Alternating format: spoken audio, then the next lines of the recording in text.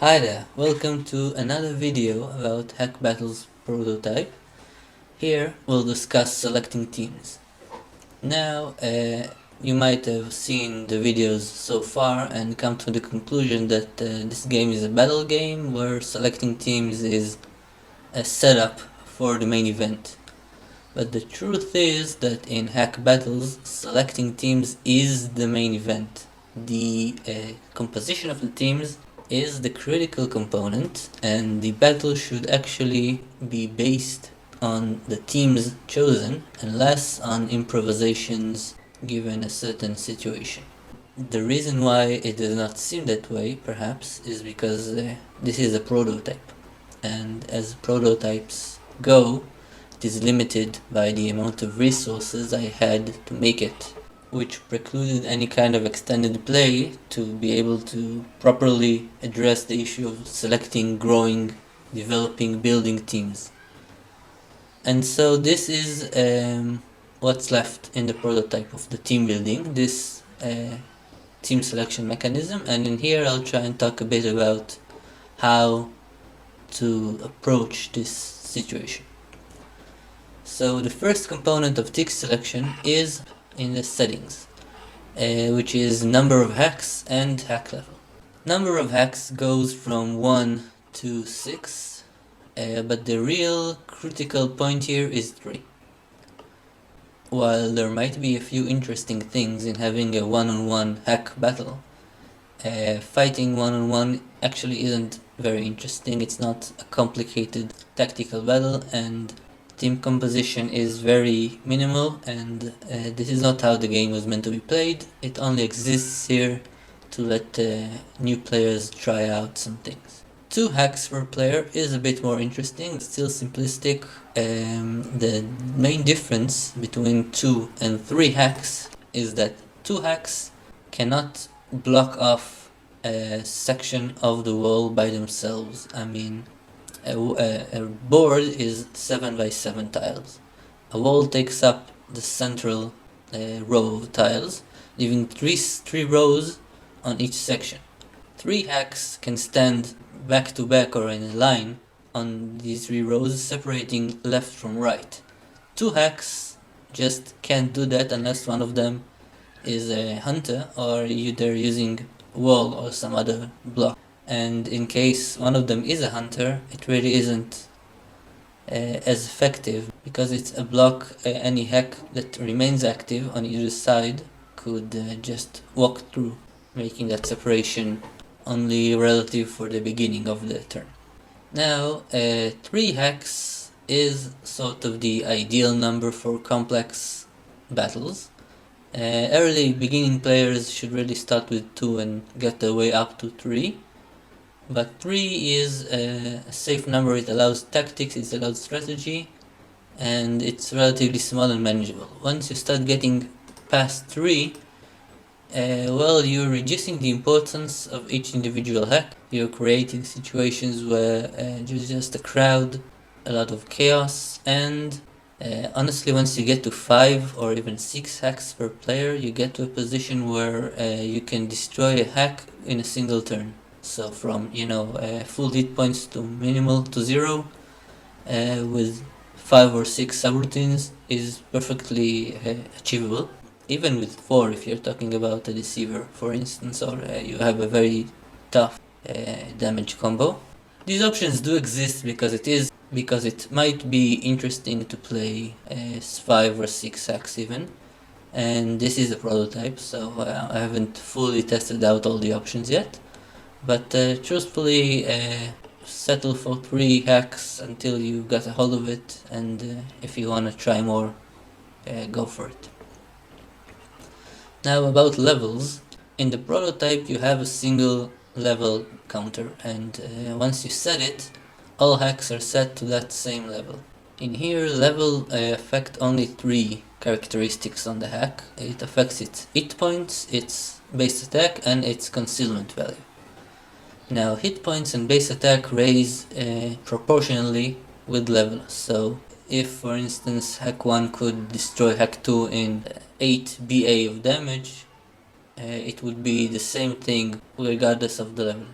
The only thing that the level does change when, again, it's applied to all hacks equally is the concealment. Because concealment is not a versus attribute, it changing between levels actually does influence the game, and it is the only thing that the level actually influences. These steps are not steps of a single level, these are steps where the level increases concealment. Concealment increasing basically affects the trade-off of subroutine number versus concealment. And so theoretically, when you're a higher level, you can afford to take more subroutines into combat for each hack.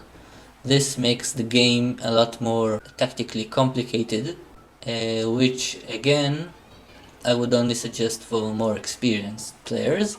Level 1 is perfectly reasonable for someone starting out to play.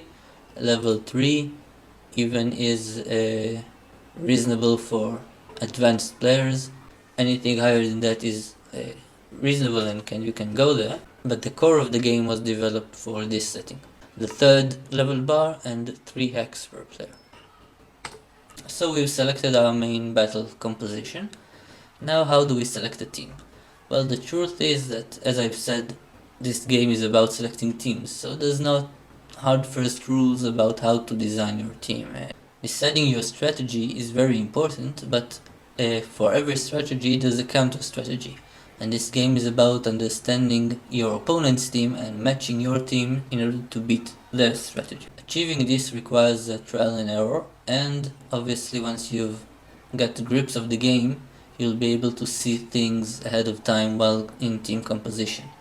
For example, if the opponent has remoters and a trencher, they're probably gonna put the trencher on the wall and use their remoters to attack from the other side.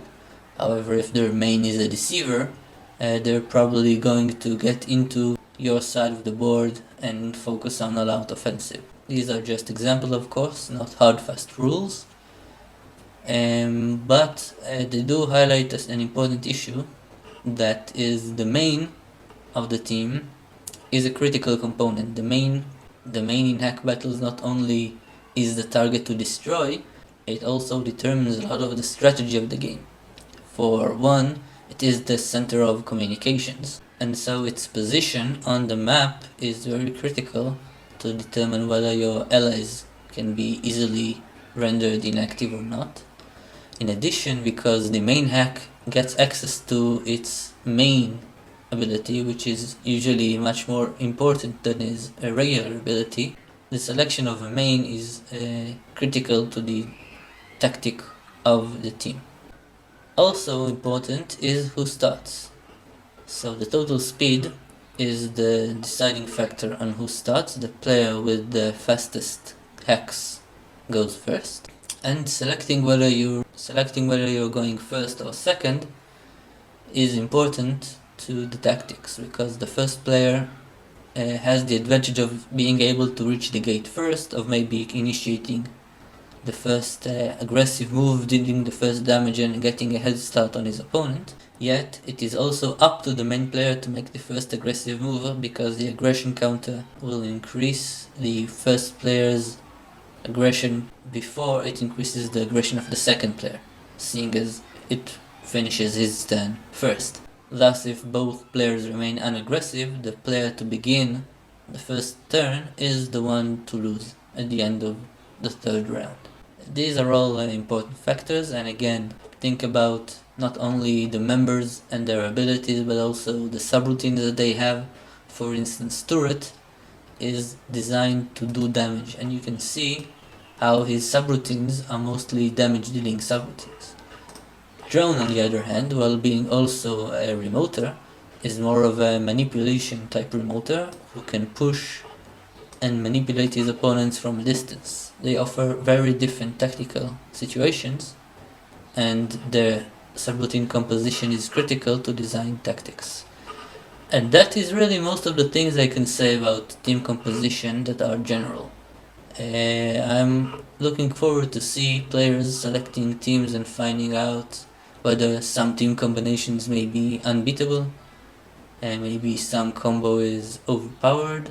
I played a few battles myself, and I think everything is pretty much balanced, although probably not perfectly, but enough that no single team is unbeatable. And I'd like to see if I could be proven wrong. So I hope you enjoy the game, and I wish to see how it turns out. Good luck.